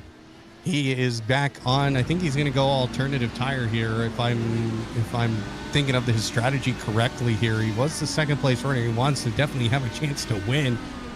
Can he get the good quick stop? Yeah, he's going on the alternative tire, and he's going to get out quickly here. How fast can he get out of the pit lane here? And he's actually out quite quickly here. Will he be in front of Huddick here? And he is actually. Huddick is into the pit lane. 16th spot for our former second place runner. He's had damage. What has happened to the 44 here at Portland International Raceway? Yes, Stephen Huddick has run into some difficulties. You can see the front wing damage on that race car, as here's your race leader, Dave Menino, in that SRT Esports number 3 car. He inherited the race lead because he started from the pole, and now his main competitor has potentially taken himself out of this race because of an incident. May need to load up a replay. We'll say, talking about that pit cycle that has just gone by, guess it doesn't have any sort of bearing now that Stephen Huddick has had this moment. This is heading off through 9 and 10. He loses it on those cold tires and noses it into the wall. That's going to break off that front left tire, break off that front wing, and Stephen Huddick in what could have been a catbird position to win this race, or at least be in contention for a strong podium spot, as a moment through 9 and 10 takes a one-way trip to that outside barrier, and Stephen Huddick, you're at 1.P2 runners out of it. Oh man, unfortunate there for the 44 car, and unfortunately his race is pretty much done at that point. And that is one of the things about the primary tire. You can't just put pedal to the metal. You got to bring those tires into the perfect temperature window, the perfect window pretty much, to really push them down. And also apparently some contact in pit lane has happened as well. Not sure what happened there, as Vasconcelos currently into the pit lane from the second spot along with Sophia Connell. And that will put David Menino back out in front here at Portland of round number 1 of the XMS series here in the INDYCAR League. And of course, definitely some struggles here early for some drivers. And Stephen Huddick will be kicking himself for making such a mistake in this one. Let's see what has... Ooh. What's happened to me here? Yeah, you can see on dancing around this racetrack with some cold tires on that race car. I think he also had a moment coming through turn number 3, exiting that first chicane. That curb on the inside, if you even look at that thing the wrong way, you're going to get sent for a spin. As we take a look at another replay of this. Goes through clean, a little bit of a run. Yeah, there you can see that's another moment for May. That was coming out of turn 2. I believe that may have been a spin that he had earlier on in this race. I think we were following him as that actually happened. But Stephen May running into his own difficulties here tonight. He is already P15, I believe. He is 1 lap down to your race leader. And Sophia Connell in the number 11 car has had a moment. That's down into turn number 7. Bit of a lockup into the turn, and that's a bad exit onto that onto that back flat out blast. My apologies. Connell having an unfortunate mistake in that Taylor Mills racing car. She's been quick in that 11 machine, but just hasn't. Oh, as you can see, contact being made involving Bailey Piotrowski. That, I believe, unless I'm very much mistaken, may have been the 42 of Caleb Lehman making contact down into the chicane. check on that one more time. Yeah, side by side, and yep, contact. That could have been an airplane crash there. That could have been absolutely disastrous. Luckily, it was just more of a bump, just a wheel bump between the two. And if that was an actual IndyCar, that tire would be flat. Thank God it's a sim, and iRacing does not do cut tires. That's a great feature, I will say, here in iRacing, as Eduardo Lorente now coming down pit lane in 7th. Going to switch to those primary tires, and he will be able to go to the end on those now. Pretty much everybody who has pitted off the alternate tires from lap 20 on can probably make it to the end here, Ron. Yeah, I think everyone can make it to the checkered flag. The real question is, what are these drivers going to do who came in rather earlier on? Are they going to decide to come in for that second stop? Will they have to come in for that second stop? As much as these drivers will be able to make it to the end when it comes to fuel, tires, on the other hand, you got two sides of the coin. Firstly, if these drivers wear down the tires enough, they may end up picking up a flat, and that's not going to be, I mean, you don't need to be a rocket scientist, or as my dad will jokingly say, you don't need to be a rocket surgeon to know that wouldn't be a very good situation to find yourself in running around here. So you have to worry about that. And you also have to worry about the loss in performance. It gets to a certain point where, as much as these drivers are fixing to lose, probably on average about 35 seconds down in pit lane for a pit stop if they need to take some tires towards the end of this race, if you're going to lose out on the exact same time at their on track just dealing with grip loss, it's probably going to be worth it just to come down pit lane. And if you're feeling so unconfident in your race car that you're close to crashing, that kind of balances out as well. These drivers are going to have a lot of permutations running through their head to make it to the end of this race. That's the thing that I absolutely adore about IndyCar racing, whether it be in the sim or in real life. There's so much strategy to keep in mind. You don't have 3 tire compounds like they do in Formula 1. You don't have to worry about coming to the pits about 16 bajillion times like you have to do in NASCAR.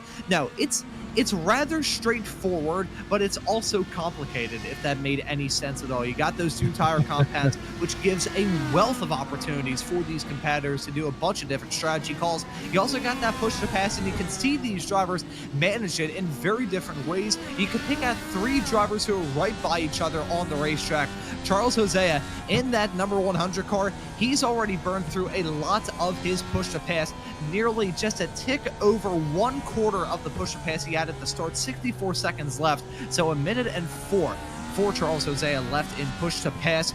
Jake Vasconcelos, though, in the number 10, still at an even 200, and Eduardo Lorente, only 7 seconds burned since he dropped the green flag. There's so many different strategy calls that these drivers can do, both in terms of pit lane stuff and stuff on the racetrack. It just creates such a compelling storylines to talk about, from the drop of the green flag all the way through to the fall of the checker. Well, as I'm looking at our timing screens here and looking at when people made their pit stops, the people who made their choice to go back to the alternate tire, which was Caleb Lehman, Sophia Connell, Jake Vasconcelos, Chinsky, I don't think they're going to make it, because they got to do 32 laps on those tires. That's a lot of laps to do on that red wall alternate tire, and that's going to be, as somebody who's driven this car many, many, many times, I don't think that's going to work out. I think you're going to have to pit back for primaries or go to another set of the alternates, which I wouldn't be surprised about. You are going to get a little bit of a time advantage, but as we are seeing the field kind of spread out a little bit more, look at the car, the 118 car here, Ron. 2.5 seconds away from our race leader of Dave Menino. Yeah, and as we continue to develop in this race, if you're Dave Menino in that number 3 car, are you starting to feel confident? Are you starting to feel under pressure? What are you feeling if you are under the helmet and you are Dave Menino in that number 3 car? Currently have a lot of push to pass, more than just about anyone, well, more than anyone in the podium spots, and one of the higher up drivers when it comes to the amount of push to pass left to go in this race. We'll probably say he's tracking midfield when it comes to that. 174 seconds left for that driver. I'm not sure if he's going to come down pit lane yet again. He came in just a tick, I believe it was right around the halfway mark when we saw Dave Menino come down pit lane in that number 3 machine. Correction, it was lap 29 when he came into the pit, so a tick under it. I originally thought that was, I just wanted to make sure, but still pitting around that halfway mark, basically splitting it. If he can make it to that first stop on alternate, he can definitely make it on the primary tire. So Menino, at this point, you don't need to focus on anything else. You just need to keep that car on the racetrack, keep hitting your marks, not have a moment like he had not terribly long ago when he lost out on about 2 seconds in a single lap, and make sure you can keep this man, I say in air quotes, Leo Dragata, in tow. Keep him in your rear view mirror. Leo Dragata is a very quick driver in the world of XMS. He's a young kid too. He's a teenager. He is quick regardless in that 118 car, and he's also gonna be looking, he's gonna be like a shark swimming. He smells blood in the water if Menino knows any sort of trip up that 118 car, and that driver gonna look to try and grab the first win. You know, starting this season off with a victory is good. Starting this series off, being known in the history books as the first ever winner in the Xtreme Motorsports INDYCAR Championship Series, that's a whole different game. So I think these drivers have a bit more pep in their step when it comes to fighting for that checkered flag. Well, it's going to be tough here for the 114, the 118, as he is definitely putting pedal to the metal here. But Dave Menino has been in absolute control of this race, has not made one single misstep here so far. And you're right there, Ron. He did pit on lap 29. He can make it to the end on those primary tires. Actually, both the primary runners up in the front of the field, they will be able to make it to the end of this one. It's Caleb Lehman who I'm actually concerned about not making it to the end on those alternate tires. He pitted on lap 28, so he's got 32 laps to go on those tires. It's going to be so difficult to make that happen. And if you were on the primaries at the start, you're kind of kicking yourself because you started on the wrong tire, I think, and not started on the right tire. As we continue to see these drivers run around this racetrack, we're now officially in the final third of this 60-lap long race here this evening. This track has had a constant evolution when it comes to the conditions. We're past that 5 p.m. mark here in this sim, and the track has cooled off quite a lot. Had some pretty bad cloud cover over the past about 15 minutes, I would say, in this race, darkening up quite a lot, and it's cooled the track down as well. 77 degrees Fahrenheit is your current track temperature. I wonder if that will suit these drivers' cause, so to speak, when it comes to their conditions. How well did these drivers set up? How did these drivers set their car up? Did they set them up for some slightly higher track conditions? Did they tune it a bit more to be a bit on the colder end?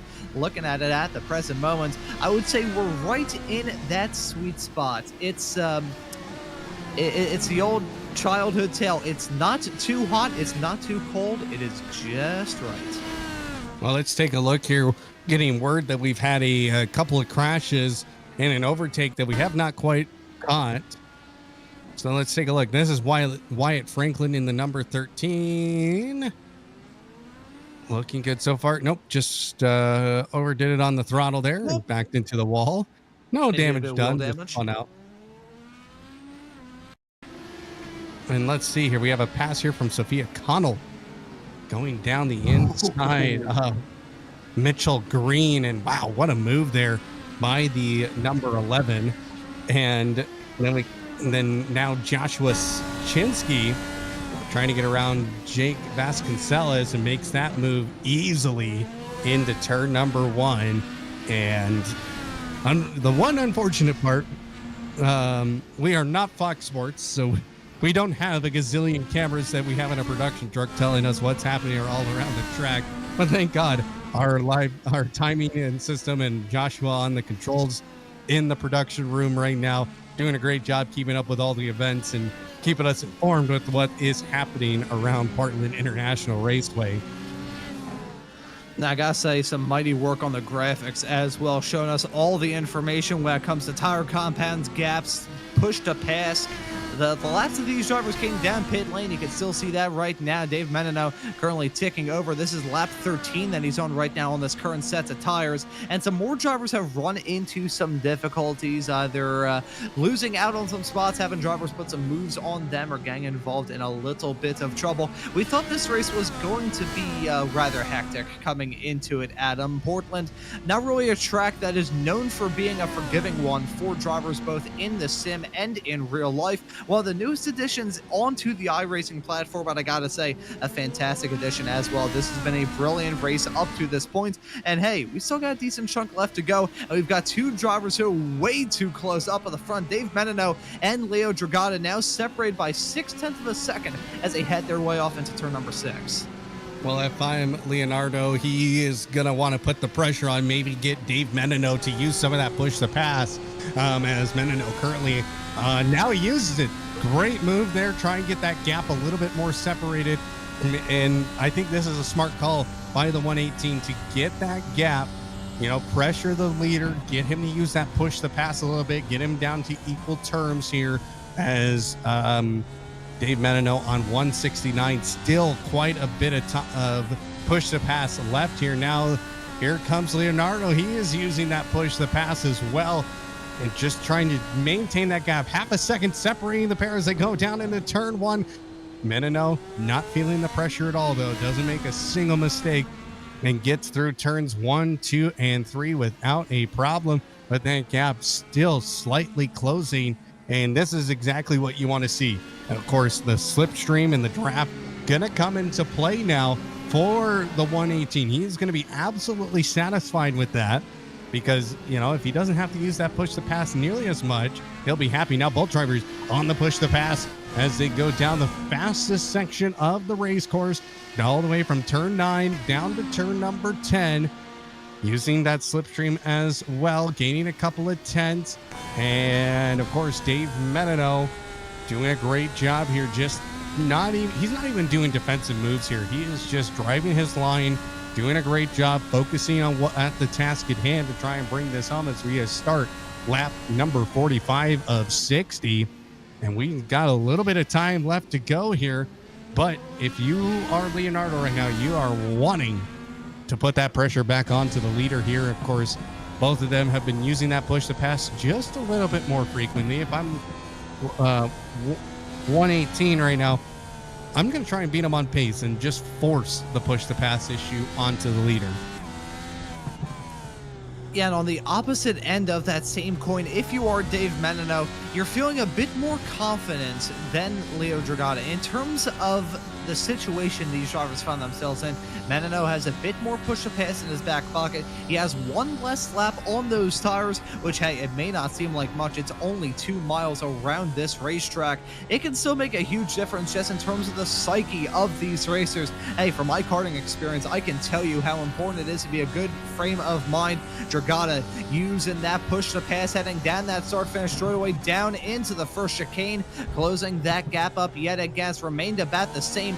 What Dragata has to do is force Menino, not necessarily to use all that push to pass, force him into a mistake in the final 14 laps of this race. If you can ramp up the pressure, have a big pot of salted water waiting for the pasta to get put in it, and just crank that water up until it starts to boil over, that'll be the time to pass if you are Leo Dragata. Force him into a mistake, force him to be a bit more nervous. One thing that is going to play in Menino's back pocket, though, one of his SRT Esports teammates is a little bit farther up the road. Not entirely sure who that is, who's running a little bit farther up in front, but in all of that, actually looking through that right there, is Joshua Chinsky in the number 18 car. So yes, one of the SRT Esports teammates of Dave Menino, maybe not necessarily going to hold Leo up, but in terms of letting him by, I think that 3 car is maybe going to get the better end of the stick than the 118. I think Leo knows this as he's forcing this issue a lot. That gap has diminished over the past lap. He knows that he needs to get it done now. Let's see if Dragata compounds. And this is going to be absolutely crucial moments in this race as the 118 right sniffing the back bumper of Dave Menino. And Menino He's getting a little bit wider on the lines here. Looked a little squirrely at the beginning part of the lap, but now you can see the 118 gets back on the throttle. He is right there. This is absolutely crucial. Gets on the back bumper of Dave Menino, gets that slipstream using that push that passes. They go all the way down into turn number 10 here, and can't quite make the move stick, but he is right there. He is threatening the leader. Leonardo gives back onto the throttle there, uses that push to pass one more time. Can he find a way by that slipstream? Not coming into play for the number 3 car. Looking down the inside, will he send a move? No, he won't. Gets back in line, and this is where things can get crazy here as we are in lap. Well, I've lost my lap counter, but we are close to lap 50, I would say. Lap 48. 48 of 60 to go here, Ron, and that was absolutely crucial here. And I want to bring up a point. Yes, that lap car is going to be in the way, but if the 118 is right there behind the number 3 as they go by the lap traffic, is even if they're teammates, it may not be a worrisome, because as soon as that door opens, both those cars are going to go right through without any worries about lap traffic. I gotta say, in the midst of all this, I think Leo has started to burn his stuff up a little bit. You can see in terms of push to pass, 98 seconds left to go for Leo Dragata, and burning even more still on to that start-finish straightaway. Caleb Lehman would be there to pick up the pieces if those drivers come to blows, as here's a fight involving Bailey Piotrowski and a lap car, so not a lot there. That's Stephen May in the 55 car that he went side-by-side with, hanging down that start-finish straightaway off into turn number 1. Piotrowski running all by his lonesome. You could just barely see that number 42 car of Caleb Lehman in that camera shot. But at the front of the field, Dave Menino, if he wins this race, he would have had to withstand a whole lot of pressure from that 118 of Dragata. He's been quick ever since the drop of the green flag, up 6 spots from where he started in this race. He's a hard charger. He's running in P2, but as much as 6 spots gained is nice, I think he wants to make it a nice big round 7. Yes, it's not a round number, but it just has a better ring to it. You know, 6 spots gained, finishing in second, 7 spots gained, finishing in P1. That just has a better ring to it. And I think Leo knows that. He also knows that he doesn't have many opportunities to pass. He's using that push to pass. Dave Menino not being twisted here, as Caleb Lehman has come down pit lane from P3 in this race. Dragata looking back again on the inside line. These drivers still close as ever. And it's getting... This is where the tough gets going and the going gets, or I should say the going gets tough and the tough gets going. That's the saying. But it's getting absolutely close as Caleb Lehman into the pits. They probably change out the sets of tires and go back to a new set of alternate tires. And yep, that's exactly what happens. Just swaps out the tires. And that's what I mentioned. If you went from primary tires to alternate tires, you are not making it to the end. You're going to have to pit for a new set. So a 2-stop for him. And now look at it. Now look at this battle for the lead. Just absolutely close. And that dirty air, it's going to just feel like it's slowing you down if you're the 118 car. That is going to be absolutely detrimental if you can't find a way by, because you are just going to be stuck behind that dirty air. Gets off the brakes. This time he doesn't threaten the move. Dragata, he ends up just holding back a little bit. He wants to just wait for a good run. And of course, that run is going to come down from turn 9 all the way down to turn 10. And that's where we may expect to see a move. Now, Piotrowski going down into the pit lane, and I bet he is pitting for a set of alternate tires as well. He actually doesn't. No primary tires for the 115 car. But again, our lead battle just getting hot and spicy here on slow motion broadcasting. And that reminds me, if you love this type of racing, hit that subscribe button and that like button, because that helps us out here at Slow Motion Broadcasting. We appreciate all the support here. And of course, if you like battles for the race lead like this, why not? You're going to be coming back anyways. And whoa! Dragata down pit lane. Yeah, Dragata coming into the pits. I was just going to note at the start of last lap with that sideways snap coming out of turn number 2, he was maybe starting to feel the burn when it came to tire wear. Dragata making that call to pit. I wonder if this is maybe potentially related to fuel. That was a very close call as he came into the pits. Gotta take a look to see whether he picked up any sort of penalty. He did not, so no harm now, no foul, no harm. I've forgotten the phrase at this present moment. No harm, no foul. There we go. It took me a long. I got there eventually. It only took me about 15,000 years. Thank you very much to our producer, Mr. Joshua Wilkie, for the assistance there as your forgetful host forgets a simple phrase that he's probably said on the air about 50 bajillion times ever since he started doing this broadcasting stuff about 2 years ago. But Dragata's still running in fourth, but I wonder why he had to come into the pits. He's now got a challenge with himself in the 42 of Lehman. Menino, on the other hand, he just got a mulligan as these drivers are oh so close, battling for the final spots in the top 5. I am absolutely shocked right now at that pit stop because maybe it was fuel because his pit, I'm confused by that now. He does switch to the alternate tire. I'm kind of confused on it, and maybe it is fuel. Maybe Menino saved a little bit of extra fuel, but maybe he can't even get to the end. If I am thinking about this correctly, how many they're doing 80% fuel in this league? Yeah, no, they can't make it to the end on fuel unless you are absolutely saving the crap out of it. So, yeah, Ron, I don't think we're gonna see. I think we're gonna see a pit stop here by the leader, Dave Menino, because I don't think he can make it 7 more laps on fuel. Well, I'm thinking now, he was able to make it to lap 29. He wouldn't have to have too terrible of fuel-saving efforts to make it to lap 60 from pitting on lap 29. You'd only have to go an extra couple of laps. I mean, granted, those extra couple of laps, 4 miles added onto that, that may be a bit of a rough ask. I think that may have just been a miscalculation when it comes to fuel for Dragata. Will note he's coming to the pits for some alternate rubber on that race car, so maybe deciding to gun it at the very end of this race, have that speed, but at the same time, that gap between Menino and Sophia Connell in second, let alone the gap between Menino and Dragata in fifth, that is rather insurmountable.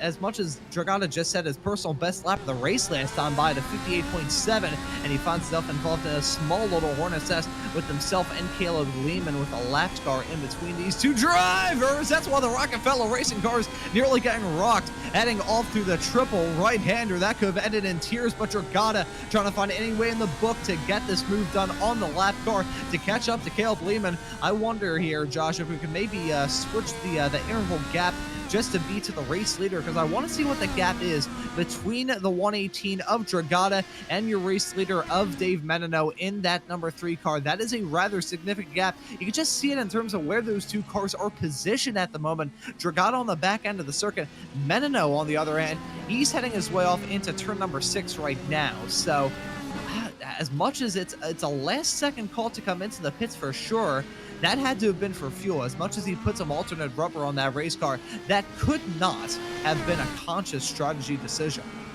No, it really isn't. It's a 30-second gap between Dragata and the leader.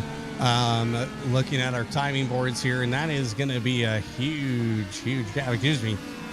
Yeah, it is. It's a massive gap. It is going to be something that is going to have to be worked on. 30 seconds is what I'm reading. Wow. I am absolutely shocked by that decision, unless it is having to do something with fuel. We'll have to find out at the end of this one. I'm just sitting here scratching my head because, again, they are on 80% fuel, so they're not using full fuel tanks. Not sure how many laps that really gets you.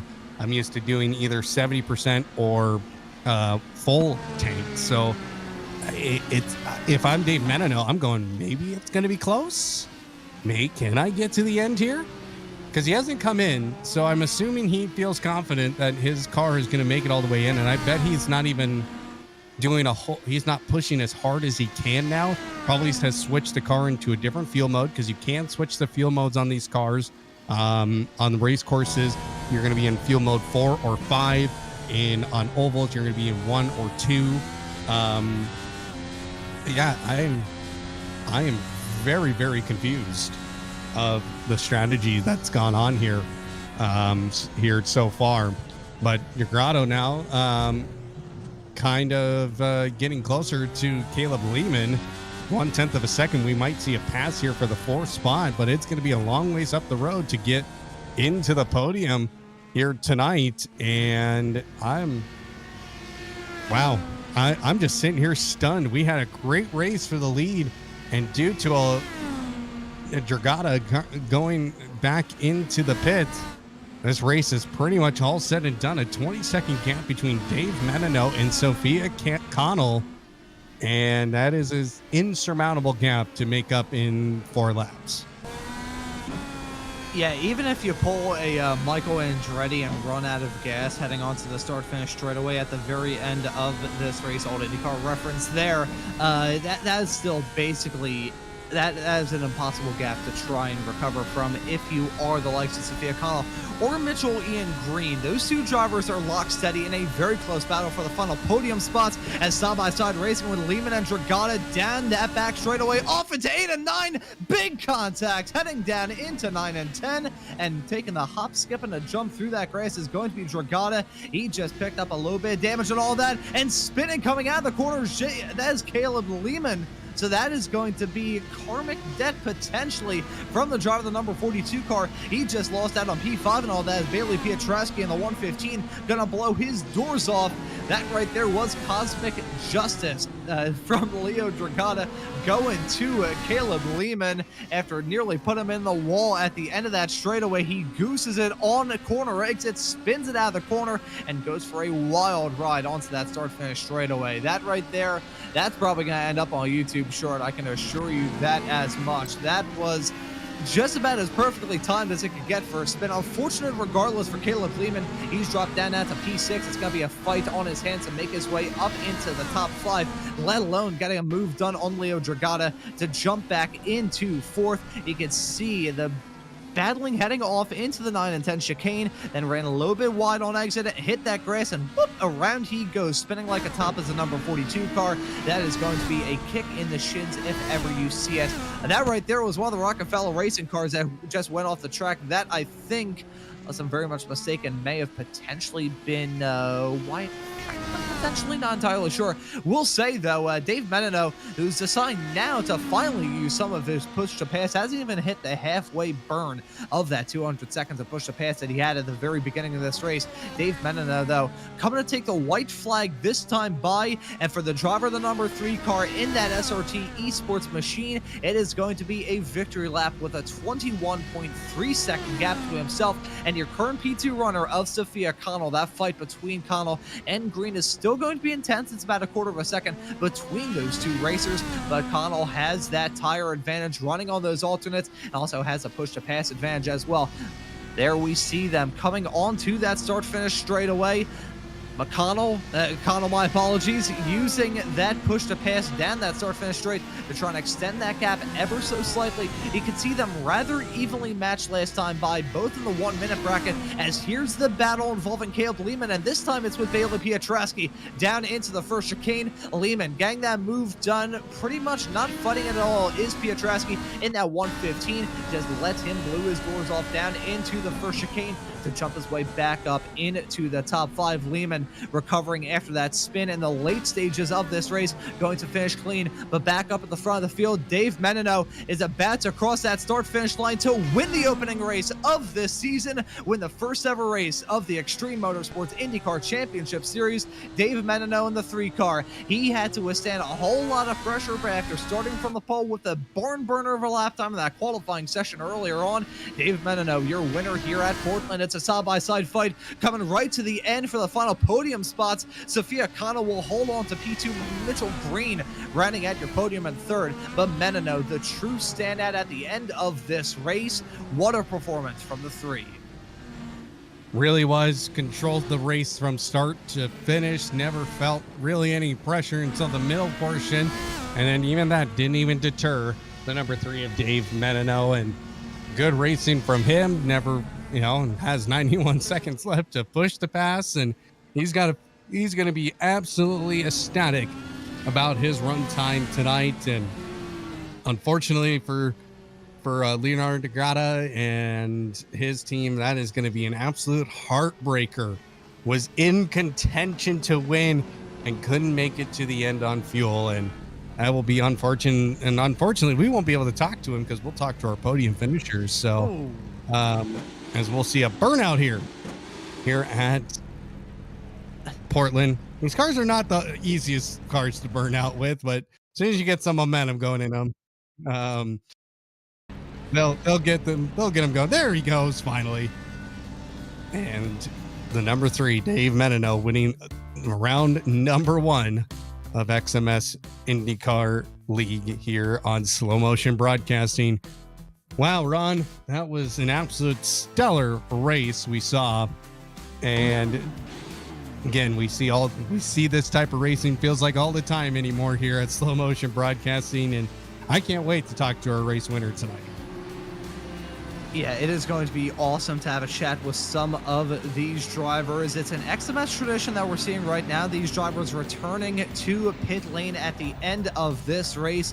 Some of these drivers going to be jubilant about how their race went for this opening round of this season. Dave Menino is your race winner after starting from the pole. And hey, if you enjoyed that race, we have still got a lengthy chunk of this season left to go. That was just race 1 of an 8-race calendar with some absolutely fantastic races to look forward to. In 1 week's time, the series will return with a 50-lap race at the Indianapolis Motor Speedway road course. Then we'll be staying in Indy, that time running on the iconic oval for our own 250, 100 laps around there, 250 miles. That's going to be a good one for round number 3. Long Beach going to mark the end of the first half of this season, 52 laps around that tight and technical street course. Barber Motorsports Park going to be the host of round 5, followed by Auto Club, 125-lap long race to kick off the month of June. And to round this season to a conclusion, we have Daytona running on the road course and Gateway on the oval. Fun fact for all of you tuning into this broadcast,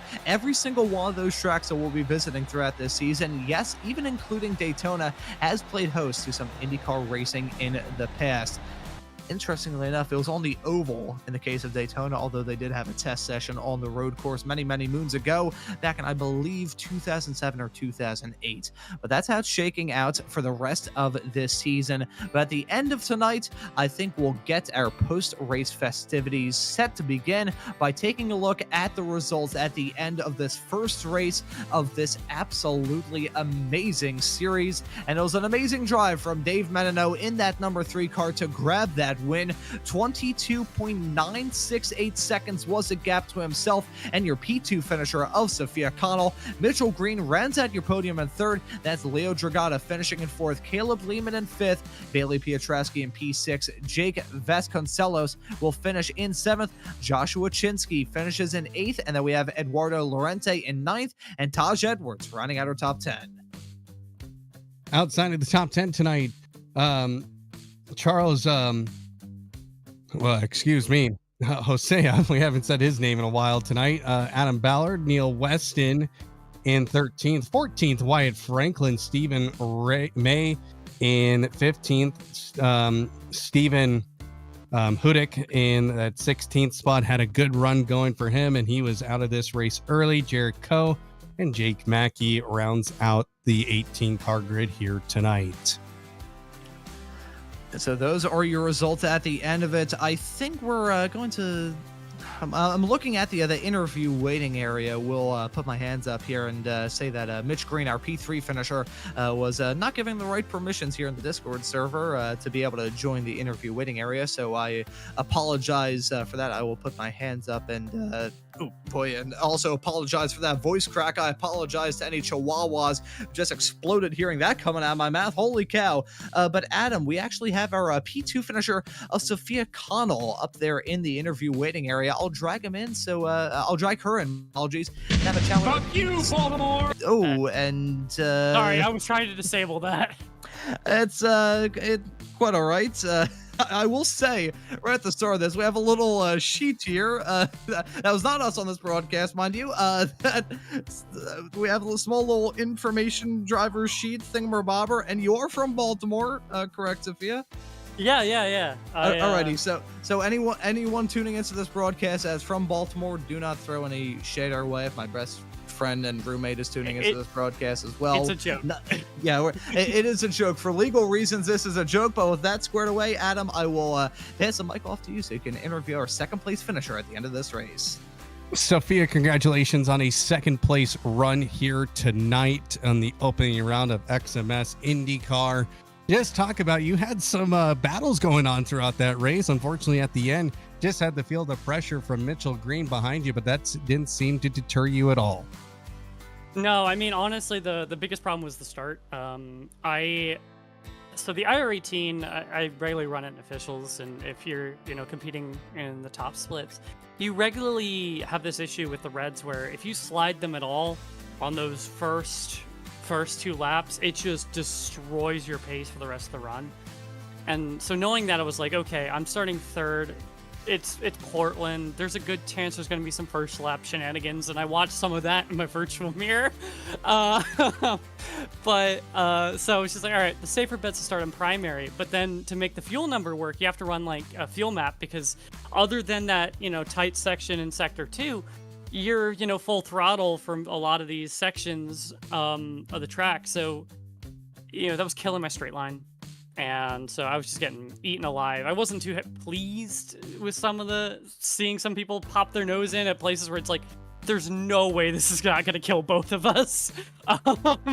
So, I just eventually just realized discretion's the better part of valor. I could tell these people are pushing. They're two stopping this. I've got them. There's no way, barring me making a catastrophic error, they're going to make up that time. I was hoping the person he'll be interviewing next would have been in that position too, but I was not. So I'm pretty ecstatic. So you mentioned the field map there. We noticed that Leonardo Dragata had a issue with probably fuel, we're assuming. Were you surprised to see that second place all of a sudden appear in your black box? No, I mean, one, I could tell he was pushing very hard because he kind of ran me over coming onto the backstretch at one point. So I could tell he was really pushing hard. And then I see him pit, and then I could see him on my relative come out behind me, and I didn't see the little ticker in the F3 go to blue, which meant he didn't switch tire compound. So I was like, well, that's odd, because if you're going to do the 2-stop, you'd want to do either prime alt or alt prime alt, because you're just doing a splash. Or if you're doing the primes, they can last more laps, and low fuel primes are pretty quick. So I think my fastest lap was on low fuel primes. So I just didn't know what was going on there, and I just assumed this was a case of experience. Just new to the car, didn't know the strats. So I don't think I'll get away with this a second time. Well, again, good second place finish here. Anybody you want to thank before we get you out of here? Oh, definitely. I want to thank my wife, who might be watching. So thank you, Lily, and my other partner, Ari. I love both of you. And honestly, thank my teammates. Thank Taylor Mills of Taylor Mills Racing for believing in my talent. Alex Miller and Joe Mugford, my teammates, for helping me learn this place really well. And Christian Hildegard and Hamilton Boise and Kevin Burrell for kind of teaching me so much about setups. Well, congratulations on your third place finish, and we'll see you next week here on XMS. Thank you. Sophia Campbell, our second place finisher. Yeah, and with one of the best starts to the interview I think I've ever seen. And we have a race winner joining us now in the commentary booth. Dave Menino grabbing the checkered flag at the end of this race. After starting from the pole, Dave, you had to have had a good feeling about this race, but it was not a smooth ride in the 60 laps here at Portland. So how about you talk us through it? Yeah, initially I was pretty set I was going to run a 2-stop strategy, and I was pushing as much as I could to start, and about lap 14 or so, I didn't feel like I was going to be able to open up enough of a gap to be able to make that work, so I decided to kind of change on the fly, start fuel saving, and yeah, I think it ended up being the right strategy and worked out well. Yeah, it did work out very well for you at the end of that race. It wasn't total smooth sailing in that second half, though. Had a bit of a challenge from Leo Dragata at the end of that race. He's a very quick driver, and I could see that you were starting to use that push to pass a bit more as that battle started to flare up. So I want to ask you about your perspective in that battle that we'll probably call it on this broadcast after that pit stop forum towards the end. The battle that never was. How was it from your perspective behind the wheel? Yeah, no, I definitely had to move away from fuel save mode. I wasn't sure if he was able to make it to the end. I was pretty sure he wasn't because of how quickly he was catching me. But yeah, for the 10 or so laps, I was basically just pushing, and I figured either I'd find out pretty soon whether he was going to have to pit, and then I could go back to fuel saving, which is what happened, or I would just kind of give it everything and hope I had fuel saved enough at the beginning of that second stint.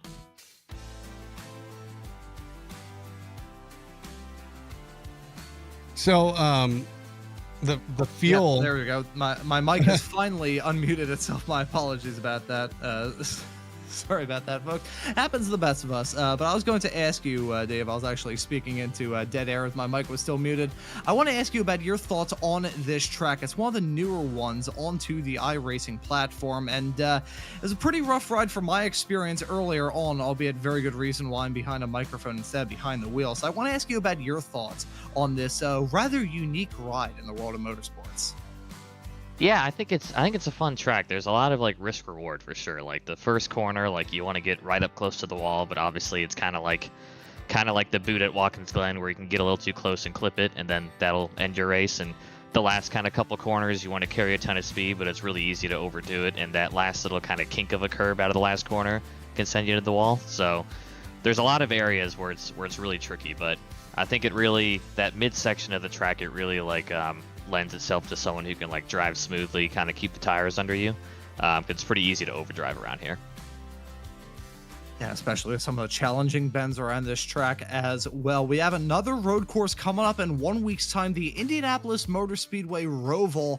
That's a track where we usually see some pretty close racing, and based off how close the pack was here today, I think we're going to be in for a pretty good one. So what are your thoughts heading into the next round of this championship? I love that track, and yeah, to your point, it always lends to some really good racing. So I think there'll be a ton of good battles, a ton of good passing opportunities. I've rarely had a race there that hasn't been exciting, so I think it'll be a really good one. And looking forward to seeing you drivers hit the racetrack there in just 1 week's time. This season and series opening race was an absolute barn burner, and you were the one victorious at the end of it. Dave Minot, thank you for joining us here in the commentary booth. And before we let you go and celebrate this opening win in this opening race of the season, is there anybody you want to give a thanks to or shout out? Yeah, I want to thank the guys at XMS for giving IndyCar a shot here. I think it's a really exciting kind of start here within XMS. I want to thank my teammates and Josh for setting this whole thing up. And lastly, wanted to thank you guys for the broadcast. So I'm looking forward to a fun and exciting season and hoping we can put on a show.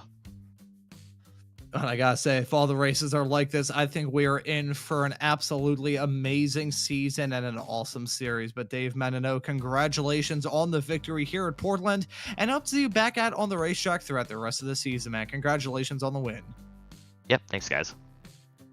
And that right there was your winner at the end of this race, Dave Menino for SRT Esports. That number 3 car was quick from the fall of that green flag in qualifying earlier on through to the fall of the checkered at the end of this race. Adam, he was quick. That 3 car was an indomitable force, but even to his own admission, it was not a smooth ride here at this track, a rather challenging race for these competitors up and down the grid.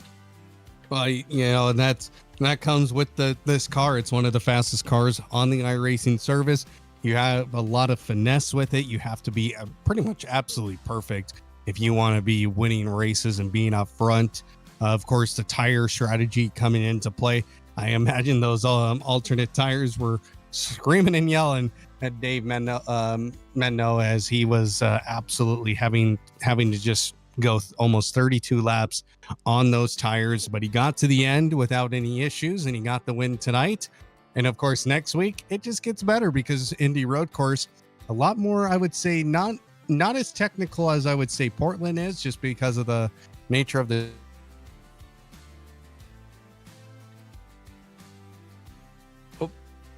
Sting. It just lost you there for a couple of moments, but rather interesting will be the next race of the season at at Indianapolis. That road course is always super, super enjoyable. And hopefully all of you tuning into this broadcast for the season opening race of the Xtreme Motorsports INDYCAR Championship enjoyed it as well. The Indianapolis road course going to play host to the next round of this championship. And fingers crossed, all of you will be able to tune into that broadcast in just 1 week's time. But hey, with this broadcast coming to a close, we gotta say the action does not stop here at Slow Motion Broadcasting. We have got action for you all throughout the week and even throughout the weekend as well. On Wednesday nights, you can catch the action from the Sim Racers Group Intermediate F4 Championship. They're running a pretty festive schedule. Next round of that season is going to be at Oran Park this upcoming Wednesday. You can catch those shows at 9:45 p.m. Eastern Standard Time. Thursdays, obviously, you can see the action from this series, which has been an absolute barn burner to kick this season off. We also have the action come time for the weekends with the absolutely fantastic Weekend Warriors, the Formula Vs, which put on some absolutely stunning races. You can catch them on Saturdays at 3:20 p.m. Eastern Standard Time. They're going to be running at Laguna Seca, and the same can be said about the Formula Fords on 1:45 p.m. on Sunday, followed by the Spec Racer Fords later on that afternoon at 3:45. That doesn't even do it for the weekend, though, as on Sundays you can catch the action from Cross Series League Racing. They're halfway through their championship. They have a week off this week, but there will be some action on Saturday night with some IndyCar action, funnily enough, so stay tuned for that. And you can just see all of the racing action here on Slow Motion Broadcasting. We have got you covered regardless of what kind of racing action you want. So subscribe here to Slow Motion Broadcasting and hit that notification bell so you never miss out on any of the racing action. But as for this opening race for the Xtreme Motorsports IndyCar Championship Series at Portland, that will just about do it. And so for myself, Ron Maunz, Adam Thomsen joining me in the commentary booth, and Joshua Wilkie doing a wonderful job working on the cameras in the virtual production hauler, I say thank you all so very much for watching the opening race of this season, and we hope to see you all wherever it is in the not too distant future.